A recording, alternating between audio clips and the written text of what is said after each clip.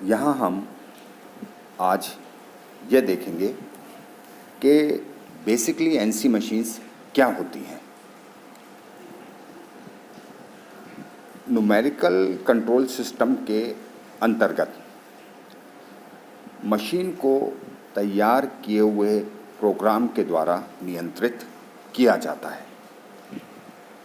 Basically numerical control कोई एक machining method नहीं है, बल्कि ये एक धारणा है मशीन को कंट्रोल करने की, कि जिसकी सहायता से हम जो प्रोसेस हमें करना है, जो मैन्युफैक्चरिंग की क्रिया हमें करनी है, उसको हम किस तरह से कंट्रोल कर सकते हैं। तो न्यूमेरिकल कंट्रोल सिस्टम के अंतर्गत मशीन को तैयार किए हुए प्रोग्राम के द्वारा नियंत्रित किया जाता है। और अगर हम देखें तो 1940 में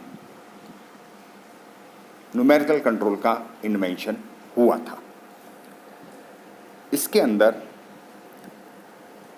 ब्लॉक्स होते हैं और उन ब्लॉक्स या नंबरों की एक सीरीज़ होती है जिसके द्वारा प्रोग्राम रन होता है और स्टेप बाय स्टेप प्रोग्राम आगे चलता रहता है और उसी हिसाब से मशीन टूल अपना कार्य उस वर्कपीस पे पूरा करता है। प्रारंभ में या एनसी मशीन्स के शुरुआती दौर में कटिंग टूल के सापेक्ष वर्कपीस की पोजीशन को ही कंट्रोल किया जा सकता था। यानी कि जब शुरुआत हुई थी 1940 के आसपास, तो जो एनसी मशीन्स बन रही थी या बनाई जा रही थी, उसके अंदर केवल ऑटोमेशन इस बात का था कि जो कटिंग टूल की जो पोजीशन है उसके रेस्पेक्ट में वर्कपीस की जो पोजीशन है उसको अपन न्यूमेरिकल कंट्रोल के द्वारा कंट्रोल करते थे। उस वक्त इसके अलावा और जो भी कार्य मैन्युफैक्चरिंग से रिलेटेड होते थे उन्हें ऑपरेटर को संपन्न करने पड़ते थे।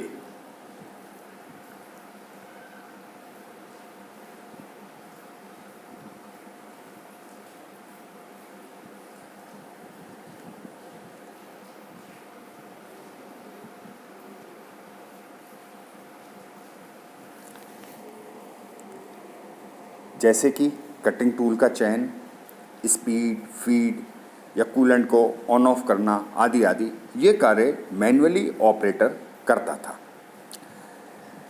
इसके बाद की अवस्था में मशीन टूल में और इम्प्रूवमेंट हुए और कटर यानी कि कटिंग टूल और वर्कपीस की पोजीशन के अलावा मटेरियल रिमूवल भी न्यूमेरिकल कंट्रोल सिस्टम से कंट्रोल किया जाने लगा।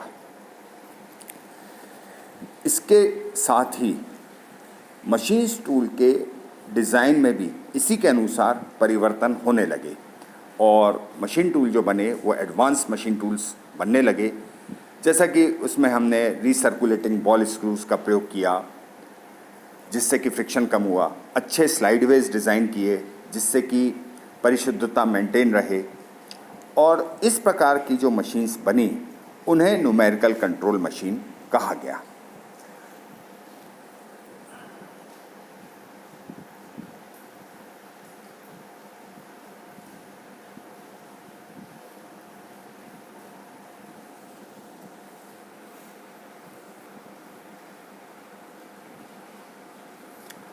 न्यूमेरिकल कंट्रोल सिस्टम के अंतर्गत किसी भी मशीन को तैयार किए हुए प्रोग्राम के द्वारा नियंत्रित किया जाता है जिसमें ब्लॉकों या नंबर की सीरीज होती है।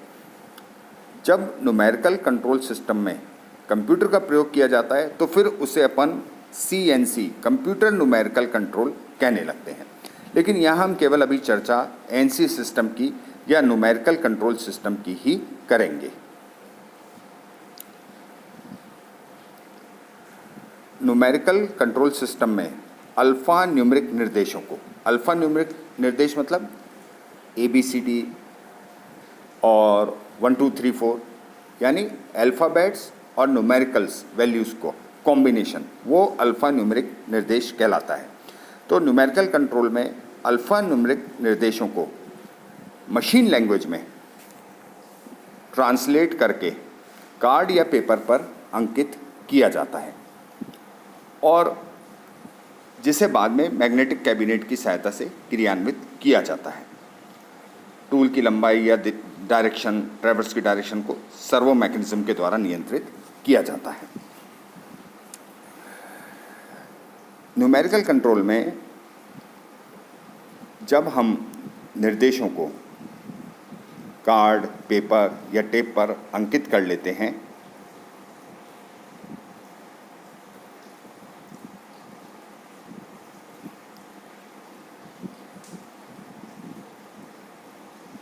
तो इस इंफॉर्मेशन को मशीन रीड करके बफर स्टोरेज में स्टोर कर लेती है और प्रोग्रामिंग को स्टेप बाय स्टेप एग्जीक्यूट किया जाता है। जैसा कि आप इस बेसिक ब्लॉक डायग्राम में देख रहे हैं कि हमने प्रोग्राम ऑफ इंस्ट्रक्शन दिए मशीन कंट्रोल यूनिट को। मशीन कंट्रोल यूनिट ने उसको जो प्रोसेस होना है, मैन्युफैक्चरिंग होना है उस मशीन के ऊपर, उसको वो डाइवर्ट कर उस तरफ भेजता है, मशीन को पावर दी जाती है और इस प्रकार से हमारा प्रोसेस पूरा होता है। यहाँ देखने वाली बात ये भी है कि अगर आपने अपना एक न्यूमेरिकल कंट्रोल प्रोग्राम बनाया सिंपल टर्निंग प्रोसेस के लिए, अब आपको अगर ड्रिलिंग के लिए बनाना है तो आपको अपना प्रोग्राम चेंज करना पड़ेगा। यानी जैसा ही ऑपरेशन चेंज होगा, वेरिएशन आएंगे ऑपरेशन में, मैन्युफैक्चरिंग प्रोसेस के अंदर जैसे ही वेरिएशन आएगा तो उसी हिसाब से, उसी रेस्पेक्ट में हमें अपने प्रोग्राम को, न्यूमेरिकल कंट्रोल प्रोग्राम को हमें चेंज करना पड़ता है।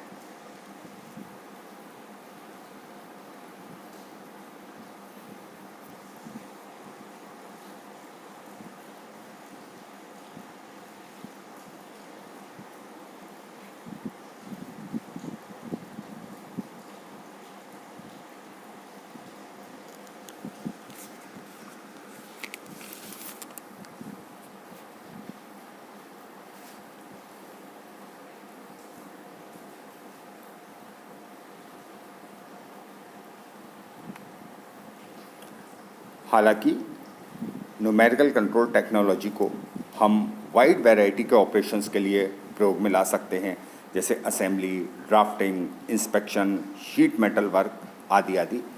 लेकिन प्रोमिनेंटली, मुख्य रूप से जहाँ पे मेटल मशीनिंग प्रोसेस है वहाँ पे एनसी मशीन्स का या एनसी प्रोग्राम्स का बहुत अच्छी तरीके से और बहुत इफ़ेक्टिवली उसका यूज़ किया जाता है और यह करने से पार्ट की, जो पार्ट बना उसकी गुणवत्ता, क्वालिटी, उसको बनने में लगने वाला समय, उसको बनने में उसकी जो लागत है, ये सारी चीज़ें हम बहुत ही अच्छी तरीके से गवर्न कर पाते हैं।